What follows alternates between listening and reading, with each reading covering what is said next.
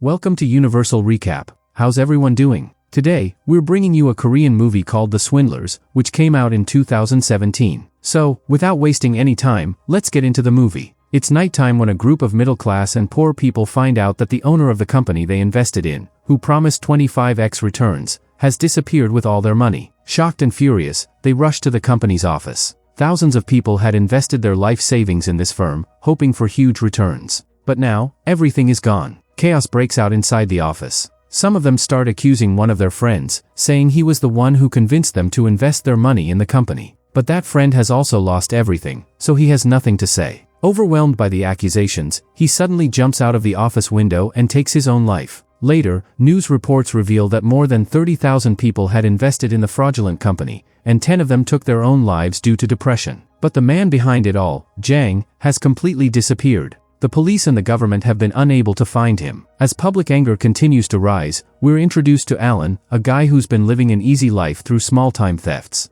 One day, after stealing and scamming people, he goes to his father's office. There, he sees him making a fake passport for that same man, Jang. His father is an expert in forging documents and is known as Frog in the illegal world. But he gave up this work years ago. Now, at someone's request, he's doing it again, just this one job for Jang. This doesn't sit well with Alan. It makes him angry. His father tries to calm him down, saying he's only doing it one last time. Before leaving, Alan gives him a watch he stole from a shop. When his father heads out to deliver the forged passport, Alan asks to go with him, but his father refuses. He knows people in this line of work can't be trusted. He goes alone to Jang's hideout and hands over the passport. But something feels off. There's a strange look in Jang's eyes. Moments later, his father is found hanging in a warehouse near the port. Alan is left in complete shock after his father's death. The police conclude that it was suicide. But Alan knows the truth, it wasn't suicide. It was murder. That night, his father had gone to meet Jang. So now, Alan vows to take revenge for his father's death. News reports reveal that Jang committed fraud worth 4 billion won and escaped with 2 billion. According to the media, he fled to China after the scam. Alan immediately sets out for China to find him. But while traveling, he learns that Jang died in China a few days earlier. However, witnesses soon come forward, claiming they've seen Jang alive, which means the news of his death is fake. 8 years pass. Then we meet Nancy, Jacob, and Romy,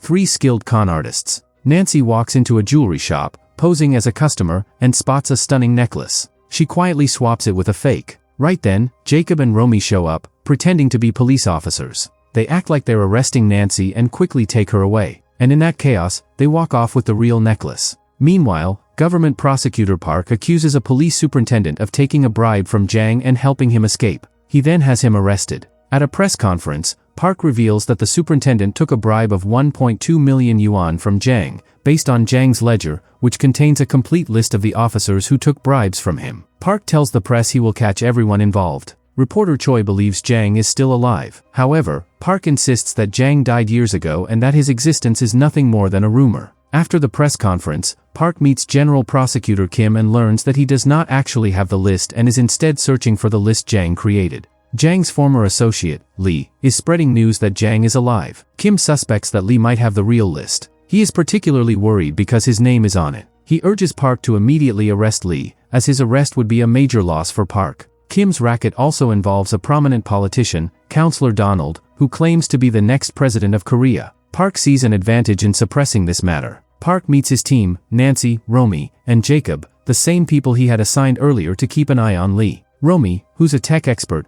presents Lee's full background. It turns out Lee had served 3 years in prison for working with Jang. After getting out, he got involved in small fraud cases and is now working in real estate. Park suspects that Lee might have a list of bribe takers, possibly obtained from Jang. He then tells Romy's team that he'll have Lee arrested by the police. After that, they'll go to his house to check if he has a list of officers who take bribes. After arresting Lee, Park goes through the investigation and finds some documents recovered from Lee's home. These documents reveal that Lee had created fake paperwork to scam a man named Jackie. When Park confronts him, Lee claims that Jackie was actually the one who scammed him. He explains that he met Jackie at a real estate seminar, and the moment he saw him, he came up with a plan to con him. He offered Jackie a real estate deal and asked for $500,000 up front. But Jackie told him his money was stuck in a bank in the US, and he needed $100,000 to release it. Tempted by the idea of making $500,000, Lee gave him the money. But Jackie took the cash, went to the restroom, and disappeared. Lee didn't even realize when or how he slipped away. In the end, poor Lee was duped out of $100,000.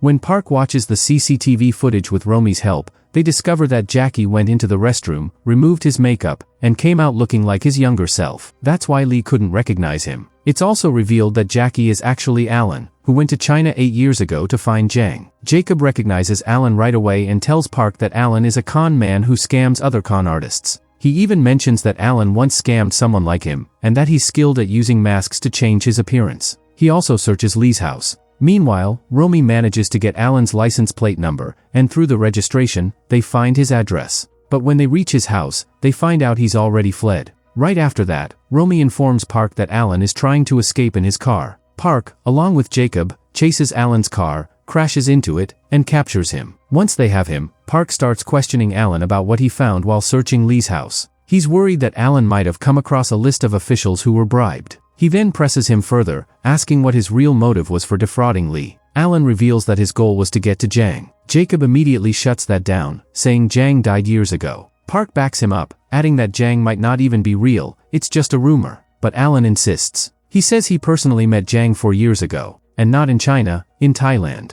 He explains that after reaching Thailand, he managed to track down Zhang's address with great difficulty. He even went to his house, but got caught and was taken straight to Zhang. For a moment, it seemed like he was done for. But thanks to his skill at lying, he somehow managed to escape. Now, Zhang has moved somewhere else. No one knows where he is anymore. Alan then reveals the real reason he's been searching for him. He wants revenge for his father's death. And this time, he says it clearly, he wants to kill him. Park decides to verify his story. When he checks, he confirms that Alan did go to Thailand 4 years ago, and that his father died by suicide. At this point, Donald begins his election campaign. After this, he meets with all his associates involved in the fraud, including Park. Park tells him that Zhang is still alive, and as long as he lives, their crimes aren't safe. Hearing this, everyone's faces turn pale. Park then urges them to eliminate Zhang once and for all and put an end to the fear hanging over them. Park himself used to be Zhang's prosecutor, but Donald doesn't want any major complications during the election. Instead, he orders Park to eliminate anyone who claims to have seen Zhang. Furious, Park walks out. He meets Alan, shakes his hand, and suggests they work together to capture Zhang, since both of them want him dead.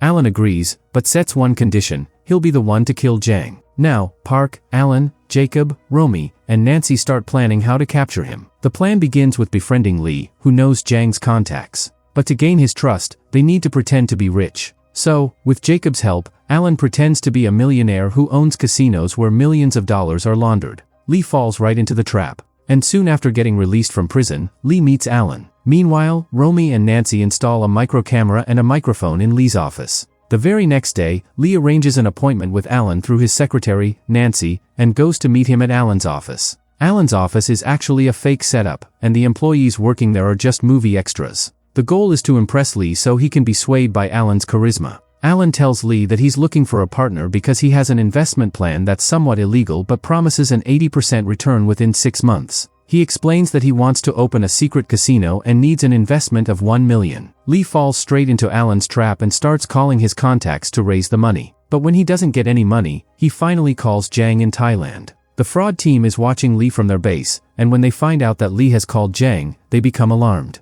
Zhang tells Lee that one of his men will come to Korea, carry out a full investigation, and then sign a partnership deal with him, investing $1 million into the casino. As soon as Park hears Zhang's voice, he confirms that Zhang is still alive. The team quickly decides to trap Zhang's man. Soon after, Zhang's man, a businessman named Danny, arrives in Korea. Danny meets Alan, but he doesn't like the partnership terms at all. Instead of trying to convince him, Alan acts arrogantly. He looks at him and says, "The terms stay the same. Take it or leave it." Then he walks out of the meeting. This behavior annoys everyone. But despite that, Alan is confident Danny will come back. He's sure that before making any decision, Danny will call Zhang. So, they come up with a plan to keep a close eye on Danny. This time, Nancy is assigned to the job. Nancy uses her charm to get close to Danny and slowly tries to gain his trust. As planned, Alan tells Park to spread a rumor in the media that Zhang is still alive. The idea is simple. This will create panic inside Zhang's camp and force him to make a mistake. He then heads to Thailand to keep an eye on him. Meanwhile, Nancy copies all of Danny's contacts from his phone onto a pen drive. At the same time, Jacob is set up as a fake witness in a fabricated news story, where he claims he saw Jang in Bangkok and that Interpol is now searching for him. Hearing this, Danny gets disturbed and immediately calls Jang. But Park and the rest of the team, who are monitoring Jang's phone,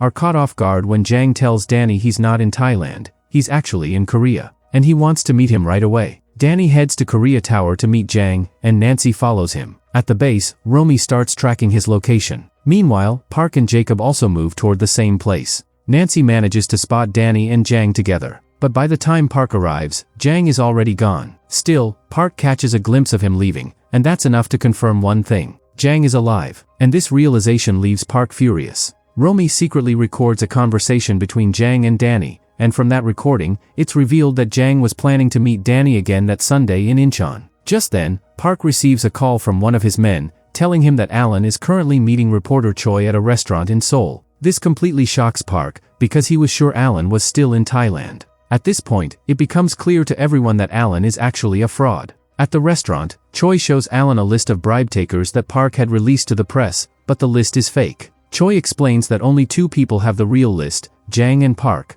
Around the same time, Park finds out that Alan was the one behind the bribe takers list. And if Alan manages to get his hands on the real one, he would uncover a dangerous truth, that Park and his boss, Kim, had hired Alan's father to create Jang's passport, and that Park was involved in his father's murder that same night. Realizing the risk, Park immediately calls Alan and tells him to return to Korea, saying that Jang is there. When Alan arrives, Park hands him a gun and orders him to kill Jang. At the same time, he gives another gun to Jacob and assigns him a different task, to kill Alan. On Sunday, Danny heads to Incheon's Chinatown to meet Jang. Meanwhile, everyone is keeping a close eye on his every move. Danny walks into a restaurant, and at the same time, Alan and Jacob make their way down to the basement, where Jang and Danny are meeting. The two quietly stop outside the room and start listening in. It turns out Jang is planning to launder 300 million into Korea. The moment Park hears the amount, he immediately tells Alan to abort the mission, because it sparks greed in him. He starts thinking about taking the money from Jang instead, but Alan refuses. For him, the mission is clear. Jang needs to die, not be robbed.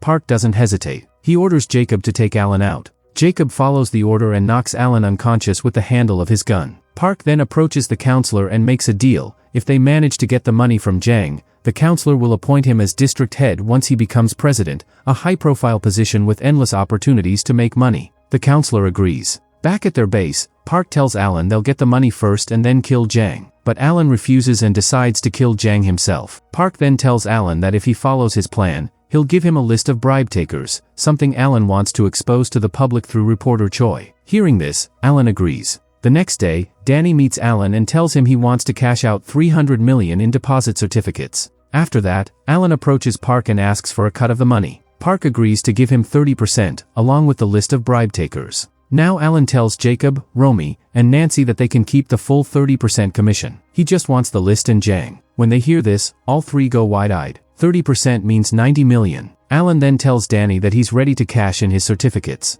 Danny hands him 30 million worth of certificates and tells him to cash those first. But here's the twist, he still needs the remaining 270 million. So first, this 30 million has to be cashed. But where are they going to get that kind of money? Obviously, Park has to arrange it, because the others can't come up with such a huge amount. Park then raids Danny's office and starts pressuring him to quickly arrange the remaining 270 million. Meanwhile, Alan receives part of a list from Park, but it only includes small-time bribe takers. Alan sends the list to Choi, and Choi publishes it in the newspaper, which ends up scaring off the big players. Now Kim is furious with Park, and Park, in turn, is furious with Alan for publishing the list. Then they hear that Danny has gone underground and is completely unreachable. Everyone starts worrying about what will happen to their 270 million. They head to a basement room in Chinatown, but when they get there, no one's around. Seeing this, Park loses his temper and blames Alan for everything. But then, Alan suddenly gets a call from Danny. Danny says he needs 30 million in cash by tomorrow. In return, he promises that as soon as he gets the money, he'll hand over cash certificates worth the remaining 270 million. Park pushes Alan to go along with the deal.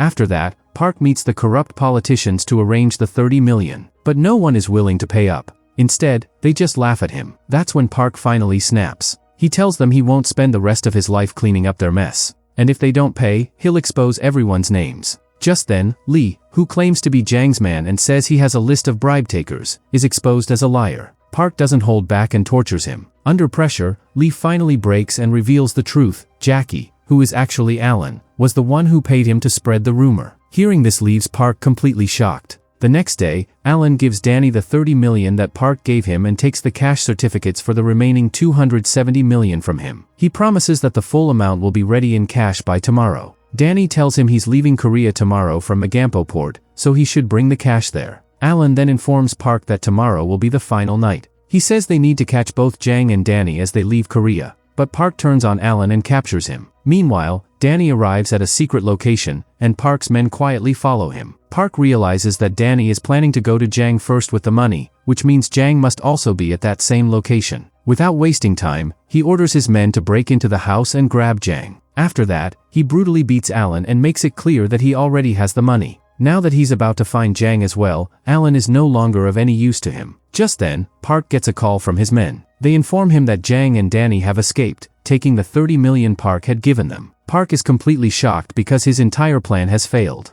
Now, their only hope is to catch them at Magampo port that night. Just then, they receive a conference call from Jang. He starts laughing and says he can hand over the list of all the bribe takers to the media. He adds, it would create a storm in Korean politics. This instantly scares everyone on the call. Jang then tells them to stop Park or they'll all be ruined. Hearing this, everyone turns on Park and warns him that if he doesn't stop, they'll kill him. Park, trying to stay in control, promises that he'll bring them Jang's severed head. Now, to lure Danny to the port, Park needs Alan. So, he tells Alan that if he does this job, he'll give him the real list of the bribe takers. After Park leaves, Romy and Nancy urge Alan to run for his life. That's when Alan reveals the truth. He says he went to Jang's hideout in Thailand to avenge his father's death. But when he met Jang, he was told something unexpected. Jang claimed he didn't kill his father. He admitted he's a fraud and a scammer, but not a murderer. According to him, it was Park who killed Alan's father. So now, Alan doesn't want revenge on Jang anymore. He wants revenge on Park, and on the corrupt politicians working with him. And that's why he planned all of this. Finally, Alan tells them that if they help him, he'll succeed in his mission.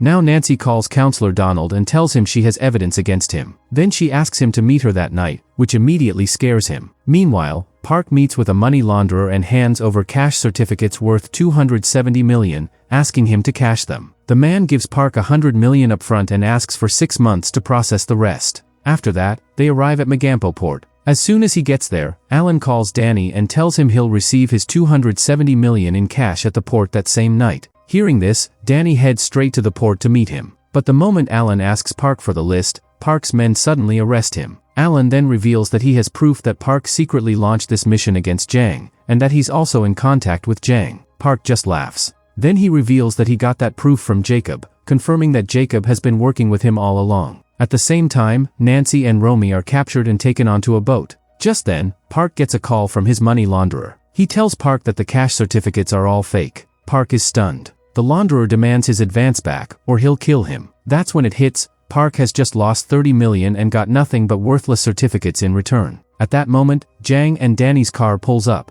As soon as Danny and the man step out and enter the warehouse, Park's men grab them both. But something's off. It's not Jang, it's Alan. He mimics Jang's voice and looks at Park. Are you shocked? You trusted a fraud. Park just stares at him, completely confused. And then, Alan reveals everything. He explains that he planned all of this to gather evidence against Park. He had been deceiving him the entire time by wearing Jang's mask. Now, as Park, furious, moves in to kill Alan, Jacob suddenly points a gun at his head. That's when the truth comes out. Jacob and Danny are both working with Alan. In fact, the man who jumped out of a window at the beginning of the movie was Jacob's brother. And Danny's wife also took her own life after losing all their money in Jang's scam. When Alan saw Danny and Jacob struggling and crying out for help, he brought them into his plan so they could take revenge for what happened to them. He also brought Nancy and Romy into it. Alan tells them that Jang was only able to escape Korea because of Park. So if Jang is guilty, then Park is just as guilty. In fact, Park has also been covering for the politicians who took millions from Jang and helped him escape. Alan's plan is simple. He wants to trick those politicians who exploited the poor and make them pay. Because the real problem isn't just Jang, it's the powerful politicians who support criminals like him. So, they decide to target Lee first. After that, Alan starts imitating Jang's voice, creates fake cash certificates, and even presents Danny as Jang's man. Step by step, everything falls into place. And now, Alan finally has solid evidence against the politicians, evidence that Park himself helped him get. That's when Park reveals something important. He tells Alan he wasn't the only one involved in his father's murder. There are powerful politicians behind this, people who control the media. and according to him, they're too powerful to be touched. He then makes an offer. He says that if Alan hands over the evidence, he'll make sure all those politicians end up behind bars. But right at that moment, all the politicians Nancy had brought in suddenly arrive. And it turns out, they already know everything. They've realized that Park was planning to betray them just to save himself. Now the situation flips. The counselor, who once held all the power, is now terrified. He looks at Alan and desperately begs him not to ruin his life. Just then, the police arrive, along with the media, and arrest everyone. Reporter Choi tells Alan that his live-streamed evidence has caused a huge uproar in the media. Confused, Park looks at Alan. Alan then points to a CCTV camera installed overhead, revealing that the whole world has been watching everything live. The fraudsters had outsmarted each other. A few days later, after being released from jail, Alan arrives at his father's office. Soon after, his gang shows up and reveals the $30 million they got from Park. On a board behind them, there's a list of everyone who was caught as a result of this plan. Only one fraudster remains, Jang. Everyone asks Alan to use his skills to come up with a plan to catch Jang, and he gets to work. And that's where the movie ends. If you enjoyed the movie, don't forget to like and subscribe to the channel. We'll be back with more amazing movies like this. Until then, take care, goodbye, and thanks for watching.